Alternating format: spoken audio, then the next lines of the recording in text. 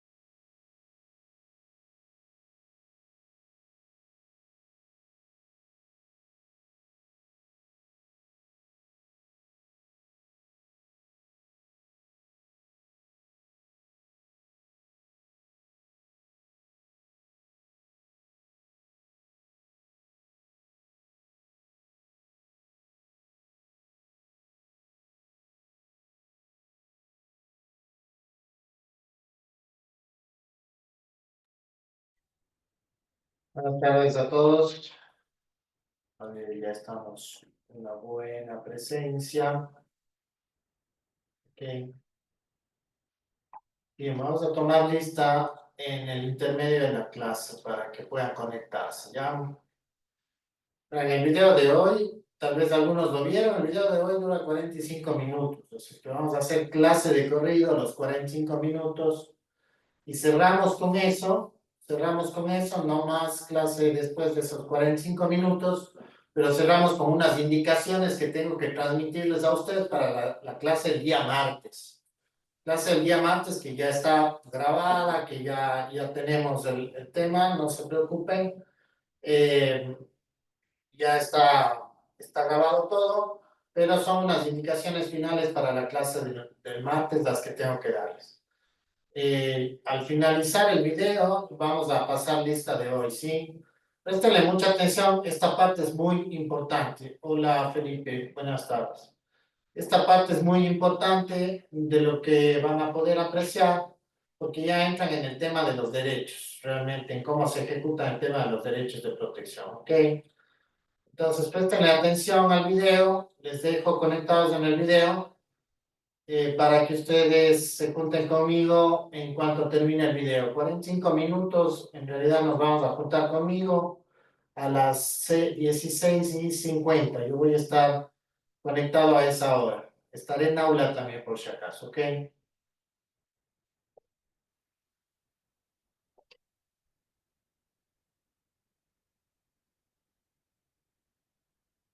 Me avisan por favor si es que pueden visualizar el video.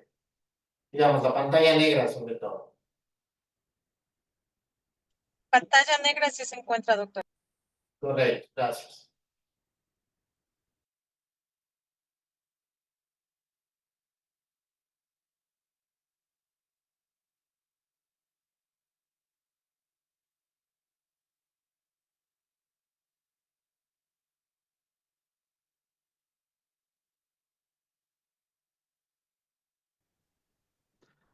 Bueno, pues en la última parte de la clase de hoy vamos a ver cómo se aplica esta protección caso a caso, con algunos nombres, para que ustedes lo vean.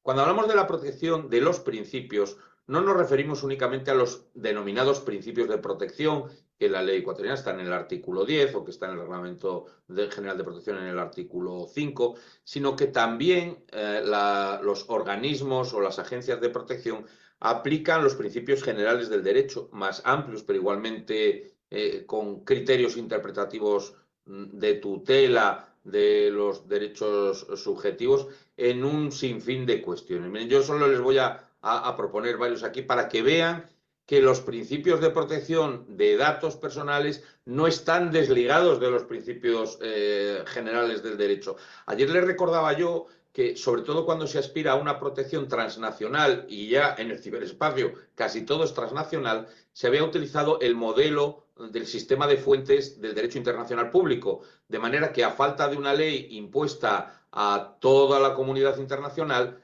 los principios generales sirvieran de criterio interpretativo de los usos, de las costumbres, de decisiones unilaterales, y que así se habían ido incorporando algunos de estos principios.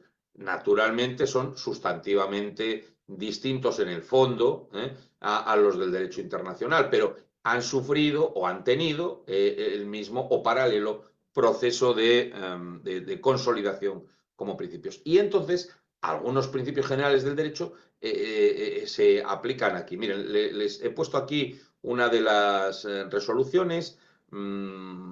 Fíjense que esto es un caso del tratamiento de control horario, es decir, fichar al entrar en el, no sé si ustedes le llaman igual fichar que nosotros, fichar al entrar en el trabajo, es decir, dejar constancia de que uno entra o sale del trabajo de la oficina. Bueno, pues esa labor de control horario, que es como se dice en términos jurídicos y no coloquiales, se hace mediante huella.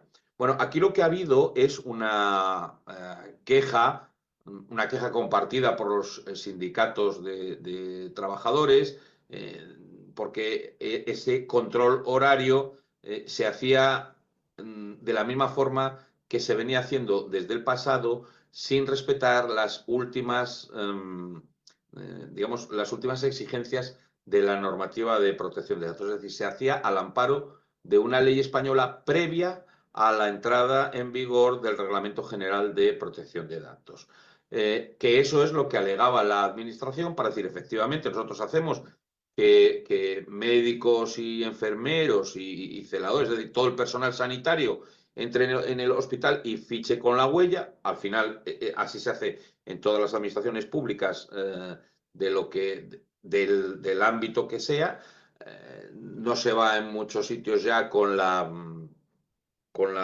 tarjeta de personal para fichar en un reloj, sino que con la huella se ficha. De ahí se pasó a algo más complicado, porque allá ahí también interviene la ley de inteligencia artificial, ¿no? Que es el reconocimiento facial, es decir, una pluralidad ya de mecanismos biométricos de ficha, ¿no? Y eso permite que, el sistema, que la base de datos que graba las personas que entran o salen por su huella, tuviera una mayor disponibilidad para brechas, tuviera mayores, en términos técnicos, diríamos, mayores vulnerabilidades, lo cual entrañaba un riesgo para la protección de datos. Bueno, la administración intentó escaparse frente a las reclamaciones sindicales, aduciendo que se producía un problema de derecho transitorio y que, por tanto, los principios de protección de datos tenían que ceder a la visión general de los principios generales del derecho, y que, como era una situación puesta en marcha al amparo de normativas anteriores, no tenía por qué verse modificada con mayores criterios, con mayor rigor garantista, cuando se cuando entró en vigor la Ley de Protección de Datos. Por supuesto, lo que les he puesto aquí es alguna de las referencias que tiene en cuenta la Agencia Española de Protección de Datos para fallar en relación con este asunto, y ya ven que al final lo que dice es que tienen que tenerse en cuenta los riesgos de los derechos y libertades de los empleados y las medidas y garantías adecuadas para su tratamiento, incluso si se realizara efectuar la previsión de consulta que se establece en el artículo 36 del Reglamento General de Protección de Datos, ¿no? O sea que, y que lo que se pedía era la suspensión del sistema de ficha mediante huella hasta que se evaluara el impacto que eso tenía negativo a tenor de la Ley de Protección de Datos. Luego, cuestiones tan simples como la del derecho transitorio, suscitan siempre problemas graves. Ya verán que al final la ley ecuatoriana lo ha resuelto mejor que la ley española, porque tienen un principio de interpretación más favorable para el particular, ¿no? Y a partir de ahí, ¿qué es lo más favorable para el particular? Teniendo en cuenta que aquí los particulares son los empleados públicos que iban a fichar al hospital o a la escuela, pues la mayor protección de sus datos. Y la mayor protección de sus datos no se podía garantizar desde el momento que las huellas, el sistema de huellas, permitía que en los programas de control horario se viera cómo habían entrado los demás, y además dejaba rastro de las huellas, ¿no? Miren, yo tuve un problema, para terminar, tuve un problema parecido, porque a veces cuando la administración pone en marcha estas cuestiones no se ve las últimas consecuencias, ¿no? O en ese debate entre la administración y los sindicatos públicos de la función pública siempre hay un problema. En mi caso era porque se pusieron mecanismos de control, digamos, policial de acceso a las instalaciones, ¿no? Cuando yo era delegado del gobierno, en el edificio donde estaba yo, pues, en fin, yo durante aquella época era jefe de personal en esa condición de delegado del gobierno sobre 14.000 personas, ¿no? Con un edificio muy grande, en el que una vez un periódico hizo, en fin, creó un problema de seguridad, cruzó por todos los edificios públicos, incluso policiales y tal, con alguien con un cuchillo, con unas tijeras y con un simulacro de una pistola para demostrar que en los edificios públicos pues no había una seguridad y tal, ¿no? Bueno, como consecuencia de eso, ya saben ustedes lo que pasa: exceso de seguridad, vamos al otro lado del péndulo, de ninguna seguridad, a poner guardias de vigilancia en todas las puertas y a que todos los ciudadanos tuvieran que pasar por el arco de seguridad, incluidos los empleados públicos. Para los empleados públicos se puso otro arco de seguridad para que no tuvieran que hacer cola con la gente que iba a las dependencias a hacer sus gestiones administrativas de sanidad, de educación, de muchas cosas. Bien, y entonces los sindicatos protestaron porque decían que ese arco de seguridad, en definitiva, dejaba rastro de cuando la gente entraba y salía. Y eso producía una fuga de datos laborales, que una medida adoptada con base en una legislación de seguridad, sin embargo, permitía el conocimiento público o al menos el conocimiento a algunas dependencias administrativas de datos que antes no se sabían.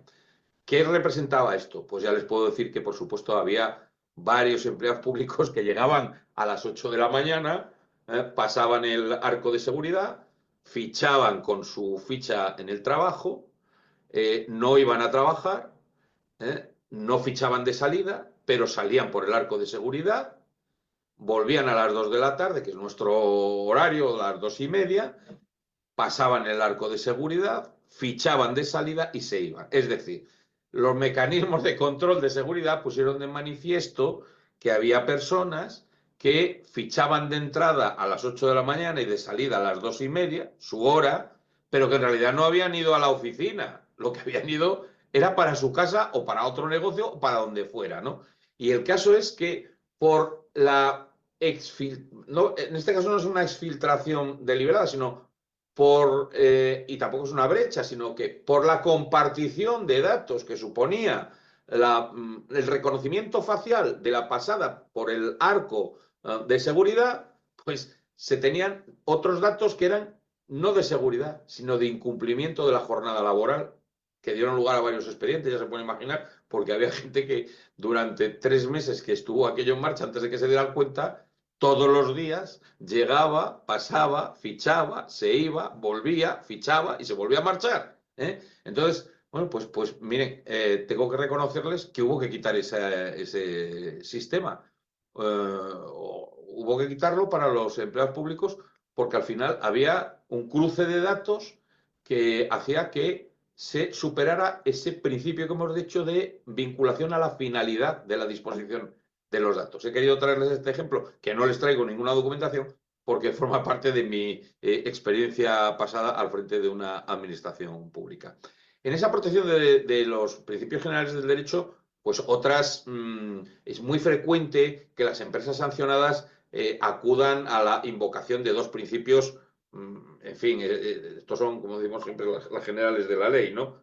El expediente está caducado. Está caducado, se dice porque tiene varias fases administrativas, ya no les digo cuando llegan los tribunales, ¿no? Nunca se ha declarado ningún procedimiento caducado.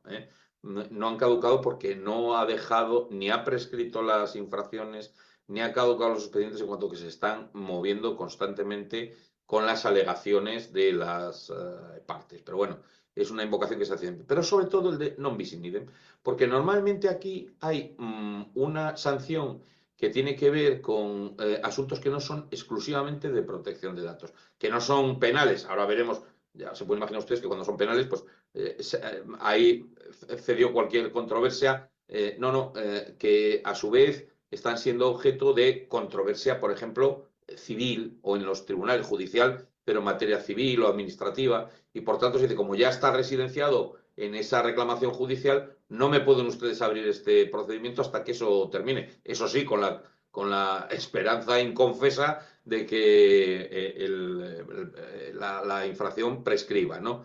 Bueno, pues se invoca en todos ha habido alguna, en fin, ha habido alguna resolución al respecto. Por supuesto, tengan ustedes en cuenta siempre la prevalencia del orden penal frente a la protección de datos, que siempre está en vía administrativa, ¿no? En el caso español hay algunas sentencias muy aclaratorias. Les cito esta, que es relativamente reciente, del Tribunal Supremo del año 21. Tienen ustedes ahí la referencia. Era un procedimiento de libertad de información y derecho al honor y a la intimidad, porque lo que se había difundido, lo que se había contado, era una sentencia penal por maltrato en el ámbito familiar. Y esa sentencia, esa sentencia previa, pues se le habían dado algún medio de comunicación, algún digital, algún periódico. Ya saben ustedes que esto en política es de lo más habitual, ¿no? Más vale que el político de turno no cometa desliz alguno porque, digo, en su vida privada, porque lo va a ver inmediatamente reflejado. O sea que derecho al honor, a la intimidad y desde luego a la protección de sus datos personales, cuando es una figura pública, prácticamente ninguno.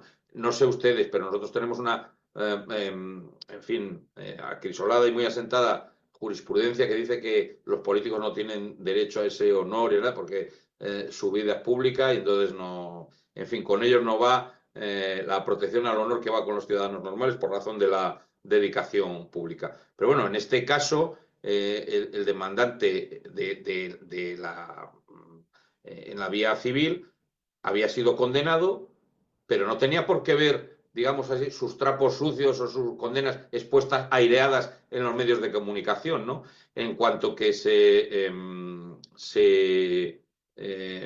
produjo una denuncia por su parte en vía penal, tuvieron que ir a la jurisdicción civil en la petición de resarcimiento económico y se paró la protección, o sea, el procedimiento de protección de datos en vía administrativa. Lo que hace la sentencia civil no es una sentencia penal, pero es una sentencia civil de la Sala del Tribunal Supremo. Lo que dice es, o sea, la primera lo que dice es aclarar. ¿Pueden ustedes seguir reclamando dinero aquí? Sí.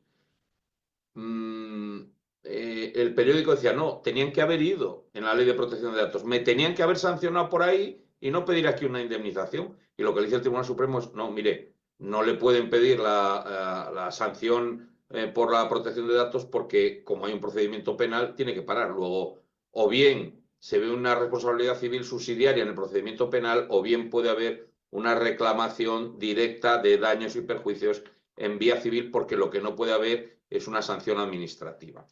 Les recuerdo con algún ligero cambio algo que ya les puse ayer.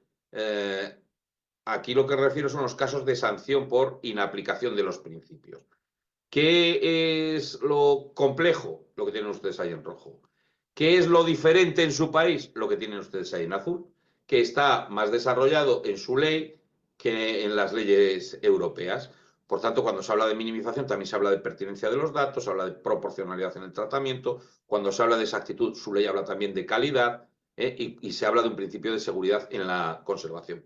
Todos estos que hay aquí, les voy a proponer que veamos un ligerísimo ejemplo cada uno para que vean que todo esto de lo que estamos hablando es directamente exigible y cuesta dinero, y digo a los incumplidores, ¿no? Y por tanto no estamos solo en el derecho al olvido, sino cuando uno invoca el derecho al olvido, tiene que invocar previamente qué principio se ha incumplido. Pues vamos a ver aquí algunos de ellos. El principio de limitación de la finalidad.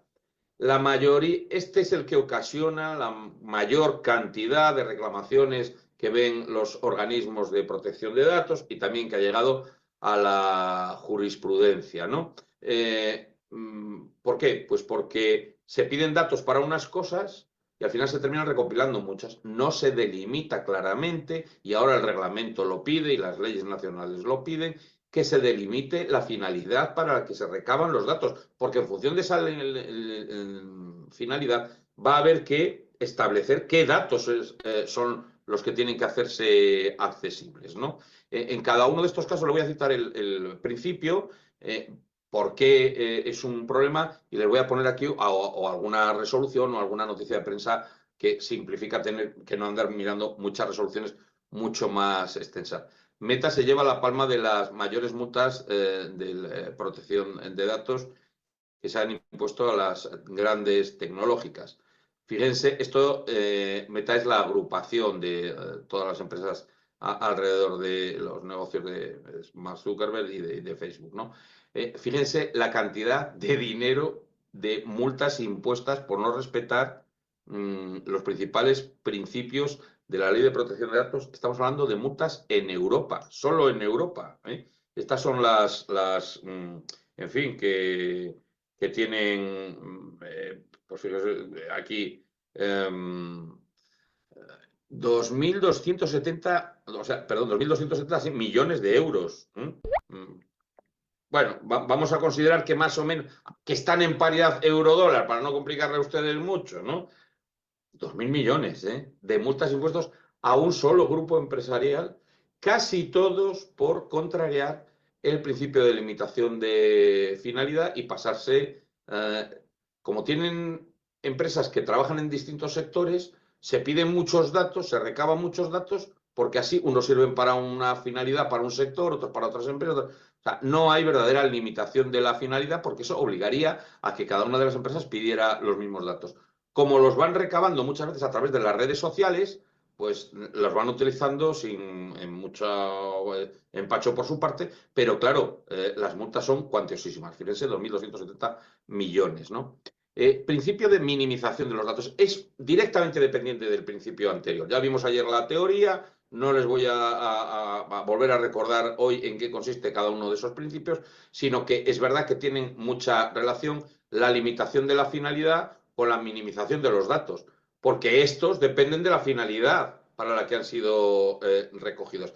Tiene que haber una ordenación finalista, teleológica, directa, inmediata, inequívoca en la recopilación de datos. Recojo datos, la menor cantidad de ellos posibles, para este fin concreto que voy a cumplir en esta empresa, para esto que le estoy pidiendo, para este consentimiento concreto, porque todo esto está relacionado con la prestación del consentimiento, ¿no? Pero bueno, al final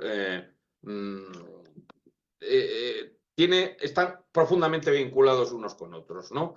Orientación teleológica, sí. Minimización de datos debería ser una operación, bueno, no les voy a decir matemática, ¿no? Pero desde luego, en fin, mucho más clara, ¿eh?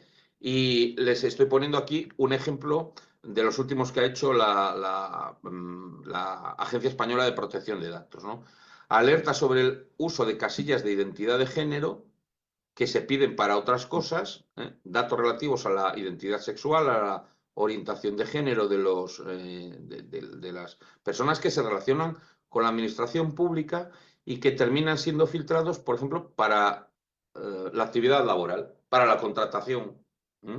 Entonces, claro, ¿de dónde salen algunos de esos datos? Como algunos otros que tienen que ver con la orientación ideológica, que estamos en lo mismo, ¿no? Pues salen de datos que se han recabado para otras cosas, por ejemplo, para prestaciones de servicios sanitarios. Entonces, ¿esto cómo se evitaría?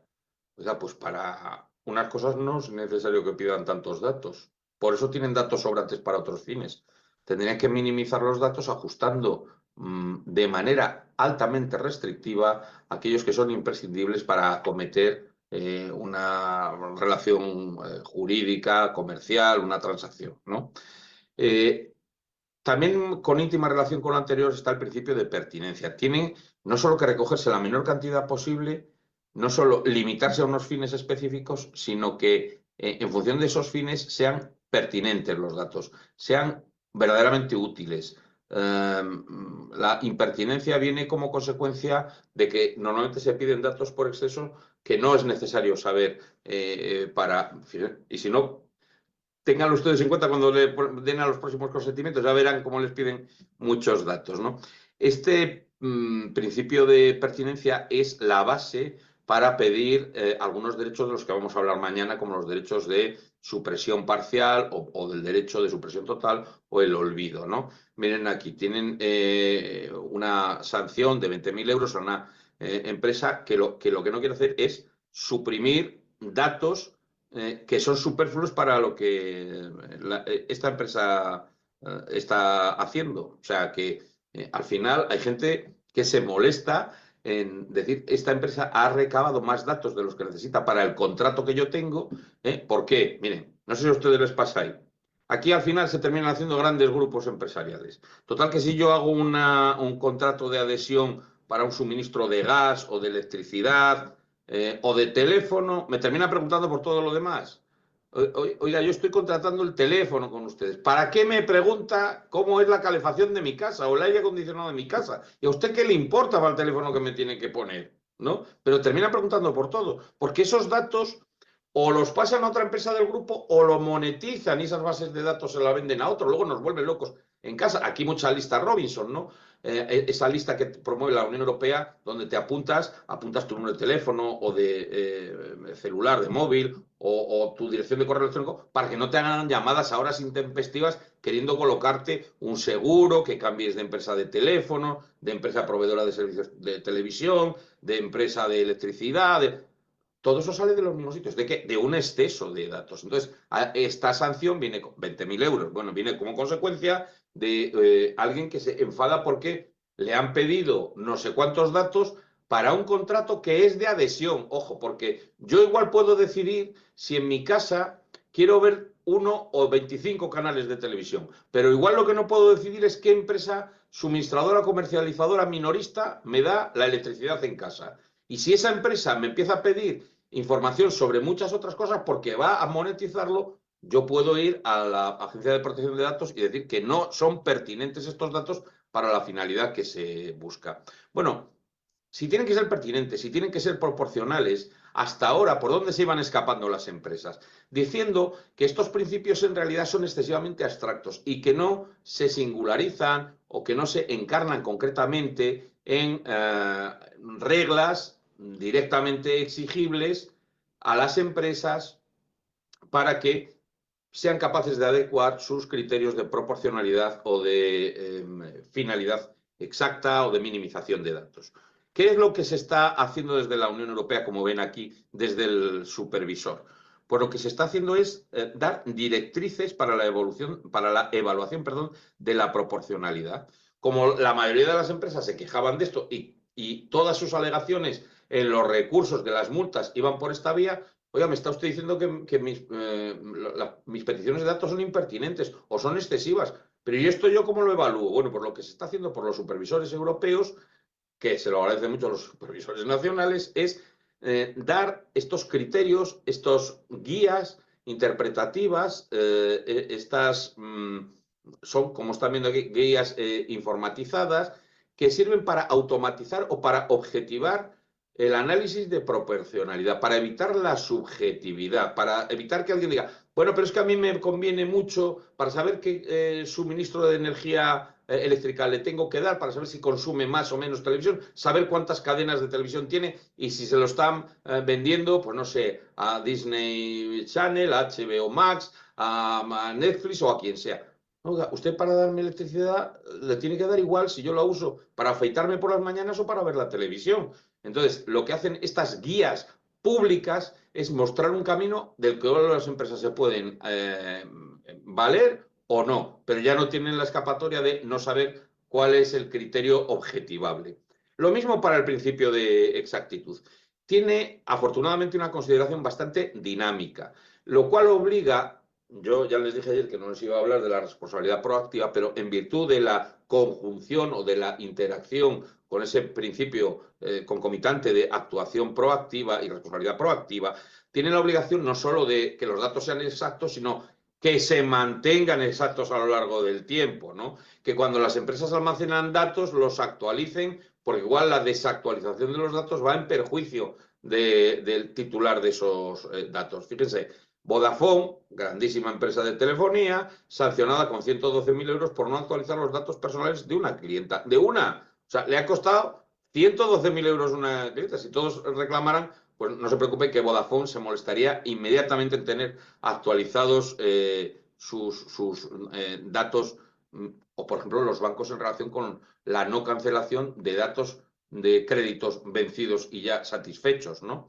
Bueno, ese principio de exactitud tenía casi siempre un criterio cuantitativo, pero ven aquí que en una de las resoluciones que pondré a su disposición tiene este recurso de reposición interpuesto por Orange España, por otra telefónica, contra una resolución que les pone una sanción bastante grande porque dice que la adecuación siempre es un criterio cuantitativo. Y lo que le viene a decir la Agencia de Protección de Datos es que no responde no ya a criterios cuantitativos, sino a eso que tiene ahí, no responde a principios de calidad de datos recogidos en el artículo 4 de la Ley Orgánica, ¿no?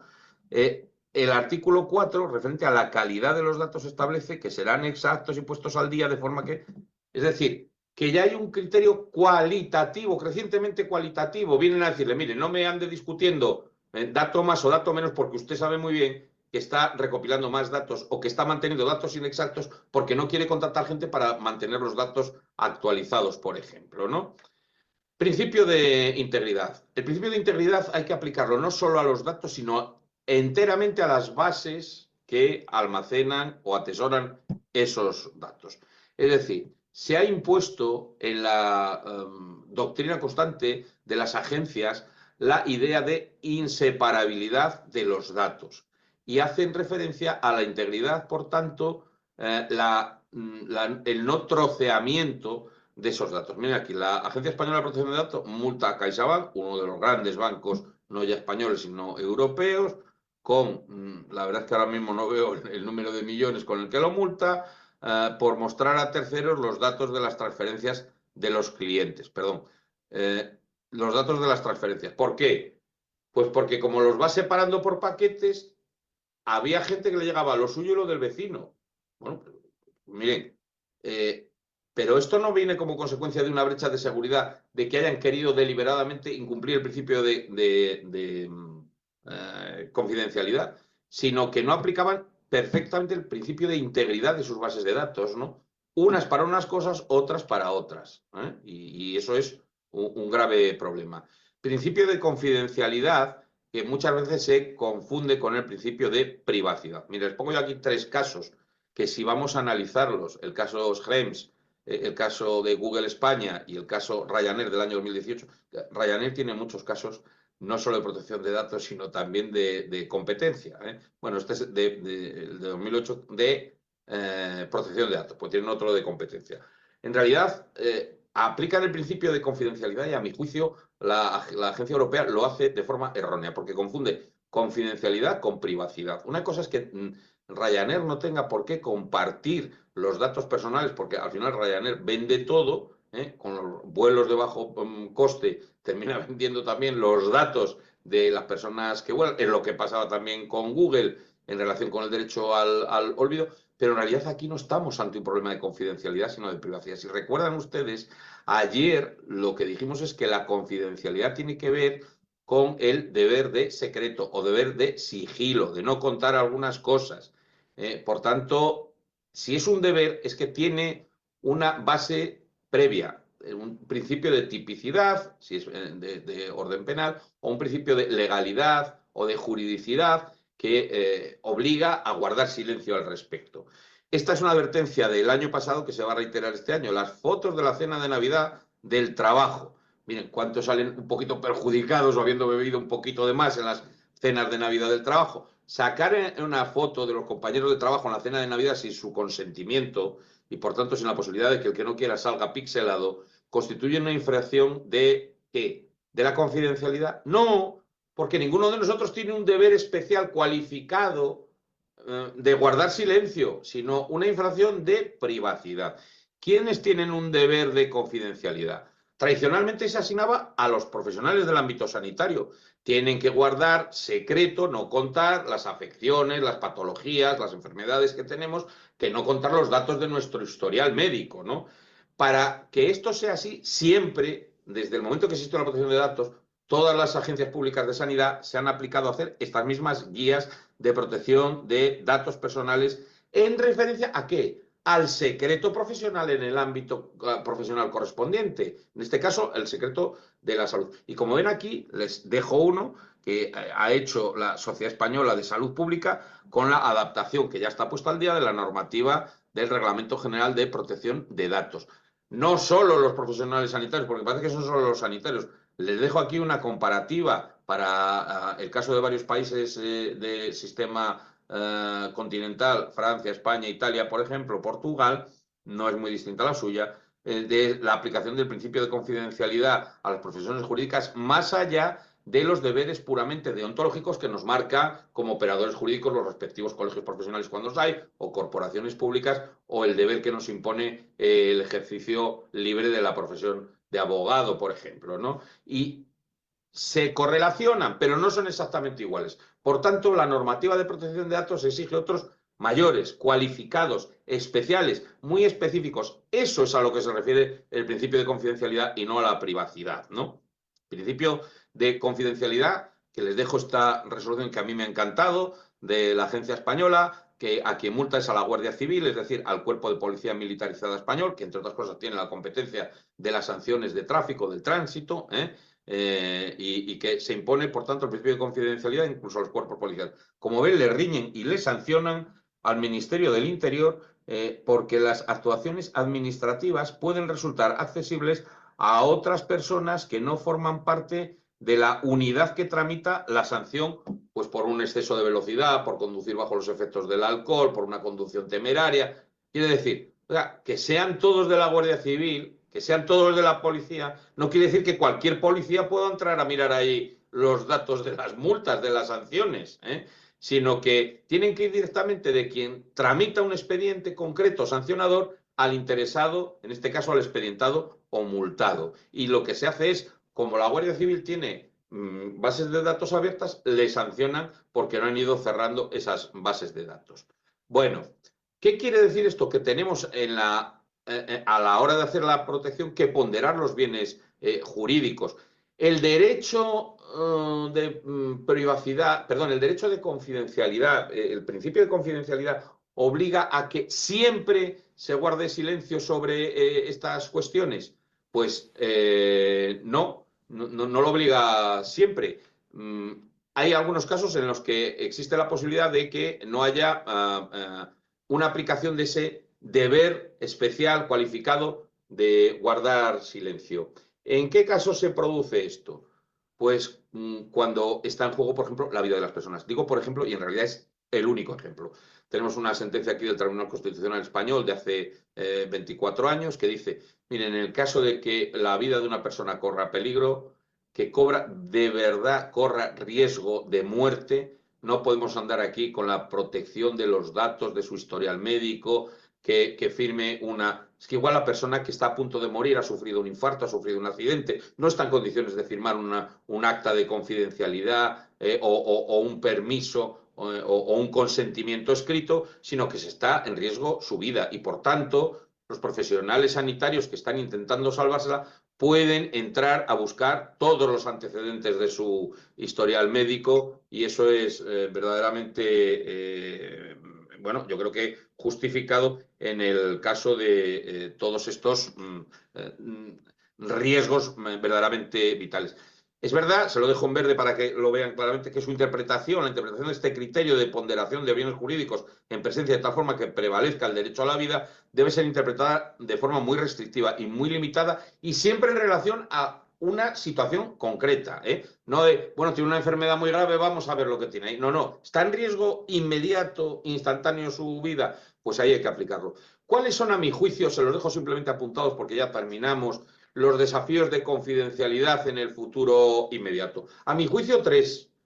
En estos 3 va a haber que trabajar mucho, va a haber que precisar el principio de confidencialidad, va a haber que interiorizar en la normativa que algunos de estos datos se van a producir de forma automatizada. Los neurodatos es el objeto más importante de debate ahora mismo en Europa. Ven ustedes aquí unas jornadas, les he puesto de junio de este mismo año, en el que la Agencia Española y el Supervisor Europeo han analizado conjuntamente esos retos que para la protección de datos tiene el tratamiento de los neurodatos, sobre todo porque esos neurodatos permiten con la inteligencia artificial, que por ahí se lo pongo en la inteligencia predictiva, interpretar situaciones. Hombre, no ya en los casinos, cuando uno pone cara de póker, pero igual la inteligencia artificial es capaz de ver que tiene un determinado tico que está sometido a una mayor tensión o que... No, sino que se están monetizando algunas imágenes de gente que va simplemente por las calles, ¿no? Y sobre todo los datos sanitarios. Esto es tanto más preocupante como cuanto la inteligencia artificial va a ser capaz de trabajar sobre bases de datos verdaderamente extensas en Big Data. Bases de datos alimentadas por muchos dispositivos de Internet de las Cosas, como yo les decía ayer. Cada vez vamos a soltar más datos sin saberlo. Mi teléfono, que está constantemente sonando aquí para decir que está perdiendo mi equipo favorito en la Champions League, pero que a la vez está recuperando datos de salud y está recopilando muchos otros datos en fin, de mis conexiones, de mis correos. Por tanto, cuanto más dispositivos tengamos, más difícil será que esos dispositivos no tengan un tratamiento automatizado que quiebre completamente el principio de confidencialidad. Porque si van a ver ustedes su ley, lo mismo que las nuestras, van a ver que la confidencialidad se pide específicamente de unas personas que tienen deber de sigilo. ¿Y qué pasa cuando se quiebra la confidencialidad no por una persona, sino por una inteligencia artificial, no por un sistema automatizado? Sobre esto ya hay algunas actuaciones en el caso de Europa, ¿no? Tiene también que ver con la seguridad en la conservación de los datos, con la evitación de la revelación de datos sensibles. Fíjese usted, aquí hay una sanción, porque en un correo electrónico se dan los datos de 200 empleados públicos, de 200 profesores de educación secundaria que habían ido a hacer un reconocimiento médico. Nadie sabe cómo, pero en el caso de ese Departamento de Cultura del Gobierno de Aragón, pues alguien manda el correo electrónico para dar los datos de una persona y le adjunta 199 más. Pero no solo el nombre, los apellidos, el DNI, es decir, su identificación, el puesto de trabajo concreto. No, sino cómo va el reconocimiento judicial. Bueno, tenemos aquí un problema mucho más complejo, que es el de la territorialidad. Esto daría como para que le dediquen casi un módulo completo, ¿no? Y aquí tenemos los problemas de afección de los datos por una persona nacional, cuando se utilizan por empresas transnacionales, dónde está el domicilio social, dónde se puede reclamar. Ustedes tienen un sistema quizás un poco más complejo. Yo les decía ayer que el sistema europeo, dada la libre circulación de personas, esperen, y de datos, de unos países a otros de la Unión Europea, ha tenido que ser un poco más laxa en estas cuestiones. Les dejo aquí el famoso asunto de Google Spain en relación con la consideración de la territorialidad de los datos y la necesidad, que es lo que tiene subrayado, de que la libre circulación que, por ejemplo, el acuerdo de Schengen permite a todos los nacionales, lo sea de mercancías, lo sea de bienes, lo sea de capitales, lo sea de personas y lo sea también de datos. Algunos países, no se lo he querido poner aquí ya por no complicárselo, han querido hacer legislaciones nacionales restrictivas, diciendo los datos de nuestros nacionales que se queden aquí, que no haya libre circulación. Eso ha dado lugar, por ejemplo, a una reclamación también millonaria, no contra una empresa, sino el caso Comisión Europea contra Alemania. Y le recuerda a Alemania que está obligada a que su legislación nacional permita la libre circulación de los datos de los alemanes por todo el territorio de la Unión Europea y de todos los ciudadanos de otros países de la Unión Europea por Alemania. Por eso os digo que es un problema muy complejo. Ustedes lo ven con un sistema jurídico, si me permiten, pero no vean en ello una crítica negativa, sino una diferencia de sistema con respecto a los nuestros un poco más cerrado. Y eso tiene unas consecuencias. Unas son positivas y otras son negativas, ¿no? O generan más problemas. Pero es el mayor problema que hay ahora mismo. El principio de delimitación temporal. Mire, la sentencia del Tribunal de Justicia de la Unión Europea, muy reciente, enero de este mismo año, dice, no se pueden conservar indefinidamente los datos. Usted pide unos datos, sobre todo biométricos, unos datos genéticos. En este caso era por los condenados por delitos dolosos. Pues en cuanto termina, o en cuanto el preso muere, o en cuanto el preso condenado cumple su pena y sale fuera, lo mismo que hay que cancelarle los antecedentes penales, hay que deshacerse de los datos biométricos. Claro, esto verdaderamente es un problema, si no sería muy fácil de atender. ¿Qué pasa con los datos biométricos de, por ejemplo, aquellos que son reos condenados por cometer delitos de violación, delitos contra la libertad sexual, que son los más reincidentes de todo el sistema penitenciario?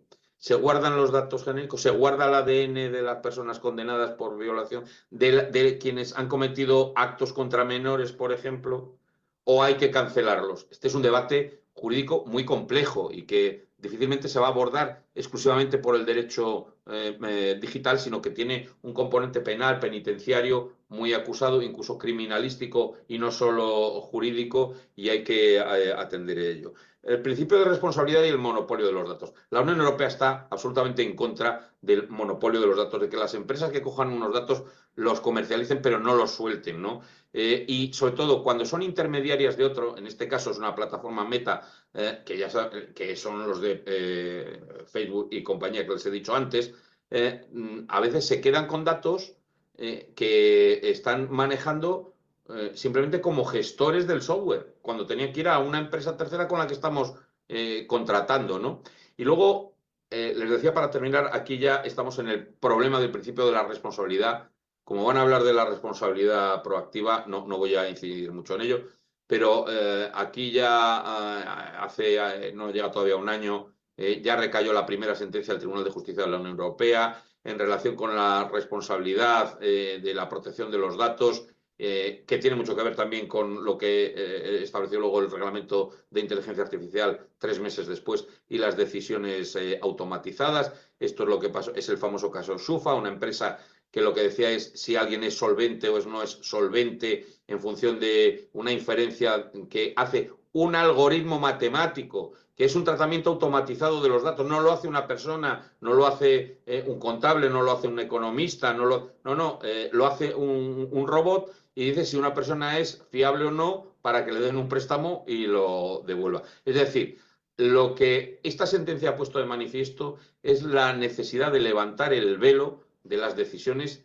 exclusivamente automatizadas. A alguien hay que imputárselo en el principio de responsabilidad. Termino por donde vamos a empezar mañana, porque ustedes tienen un principio que conecta de forma mucho más ágil principios y derechos. Porque en Europa tenemos mucha esa sensación de que los principios van por un lado, son meramente informadores o teóricos y los derechos son lo que importa en la práctica. No se entiende el alcance de los derechos sin haber precisado también el contenido de los principios. Y este principio rector es un principio interpretativo particularmente útil cuando se dan situaciones de conflicto, situaciones fronterizas, situaciones en las zonas grises en las que no se sabe muy bien cómo actuar, ¿no?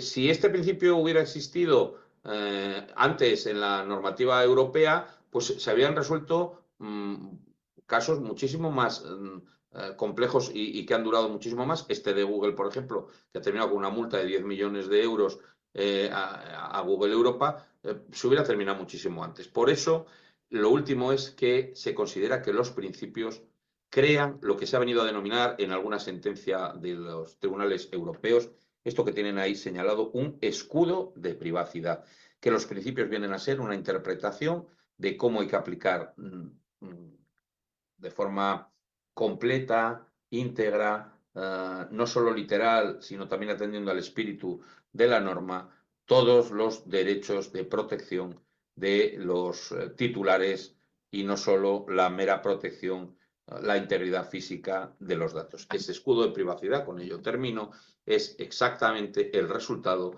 de aplicar correctamente los principios a los que ayer y hoy nos hemos referido y que van a servir para que los derechos de los que vamos a hablar mañana sean verdaderamente útiles a los ciudadanos de todo el mundo para evitar el tráfico de sus datos personales. Con esto terminamos y mañana abordamos la cuestión de los derechos antes de al día siguiente ver un aspecto práctico de cómo se aplican.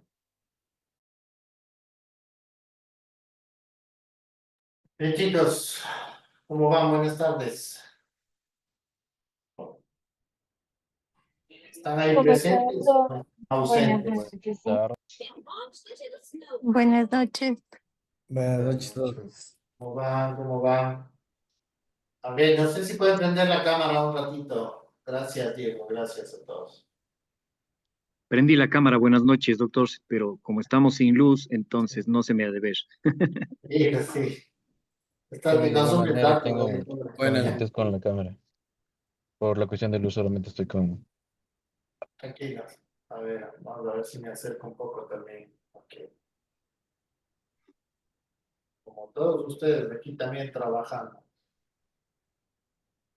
Justo preparando un tema de protección de datos. Bueno, ya un poco a poco van ustedes saliendo de la teoría y van viendo cómo el doctor Eduardo trata de introducirles en la parte práctica de los efectos de la protección de datos y en la reclamación de los principios. Ya tenemos lista la clase que íbamos a dictarla hoy, pero por en lo extenso del tiempo hemos fraccionado ya esta clase de hoy, la vamos a dar el martes para finalizar con esa clase el martes. Es muy importante que revisen los videos nuevamente porque el doctor Eduardo ha preparado para ustedes 2 ejercicios. 1 del razonamiento que no será calificado y una batería de preguntas que será parte del examen de superación de este diplomado. Entonces, sí es importante que ustedes puedan revisar estas grabaciones y demás. Y este mecanismo de evaluación justamente se ha hecho porque comprendemos y entendemos que a veces es un poco complejo estar las 2 horas escuchando una grabación, te surgen dudas, quisieras detener, parar, preguntar, pero insistimos en eso. Ustedes pueden en el chat generar con el nombre del profesor el día en el que tienen una duda y nos lo hacen llegar para nosotros solicitar que esta duda se conteste por parte del profesor. De nuestra parte no queremos que nada quede suelto porque esto, al tratarse de un nuevo proceso de aprendizaje, es importante que todas las dudas que vayan teniendo tratemos de solventarlas. No hay que tener temor a preguntar, se pregunta y ellos tendrán que respondernos. Esa es la metodología que tenemos con la Universidad Católica de Cuenca y con la UTSA, no dejar nada suelto. Entonces, por hoy vamos a terminar la clase. Les relevamos porque ayer fue un día largo, hoy también es un día largo. Y lo que sí les recomiendo, nuevamente, vuelvan a ver los videos. Dense el tiempito, el fin de semana refresquen un poco los videos, si no les quedó algo claro. Ya tienen el material, adelanta, retrocede, revísalo, etcétera. Ya tienen material, esperemos que para el día martes esté subido ya en la propia plataforma para que ustedes puedan descargarse de ahí.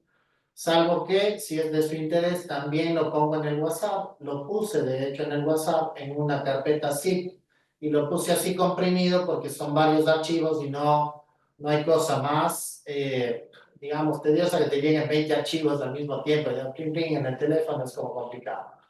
Entonces, les he puesto una carpeta zip en el WhatsApp. Ustedes pueden entrar desde la WhatsApp web o desde sus teléfonos inteligentes también, descomprimir esas carpetas y ahí ustedes van a poder encontrar la información referente a este módulo de clases. ¿Ok? Eso básicamente. ¿Alguna pregunta al respecto?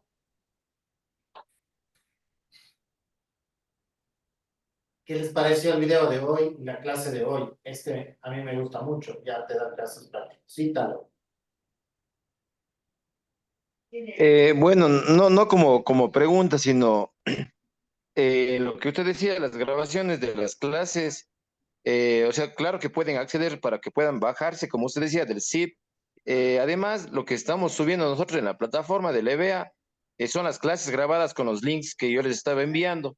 Entonces, esas no son, no se pueden bajar, pero pueden revisar varias veces si desean.